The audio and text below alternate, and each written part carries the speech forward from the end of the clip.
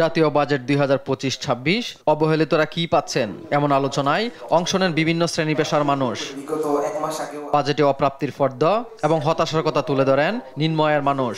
আমাদের প্রবেশগম্যতা রয়েছে, আমাদের যাতায়াত ব্যবস্থা রয়েছে, আমাদের কর্মসংস্থান রয়েছে, সেগুলো কিন্তু আমরা এখানে প্রতিফলন দেখতে পাই না। এবারের বাজেটও কিন্তু আসলে আমাদেরকে খুবই হতাশ করেছে। এসডিজি বাস্তবায়নে নাগরিক প্ল্যাটফর্মে এই বাজেটে সিপিটির পক্ষ থেকে বলা হয় 24শে বৈষম্যবিরোধী আন্দোলন থেকে জন্ম নিল যে সরকার, তারা বাজেটে বৈষম্যকে উস্কে দিচ্ছে। যারা নাকি মিডল ইনকাম আছে তাদের জন্য এটা প্রায় 40-50% পর্যন্ত ট্যাক্স বাড়বে, আর যারা অনেক উপরের আয় আছেন 6 লাখ টাকা মাসে, সেখানে তাদের জন্য 2-3% বাড়বে। তাহলে আমরা যদি বৈষম্য হ্রাসের কথা বলি, এসডিজি 10 এর কথা বলি, তাহলে সেটা তো হচ্ছে না।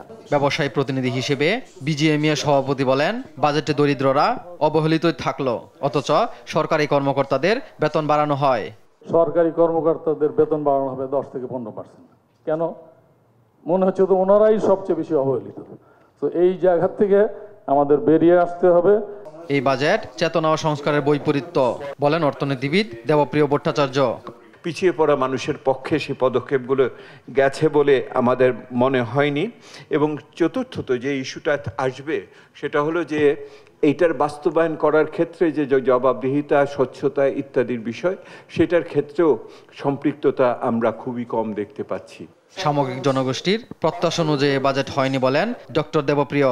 এই ক্রান্তি লগ্নে যে প্রত্যাশাটা ছিল, এই ছিমেল, দেশ টিভি, ঢাকা।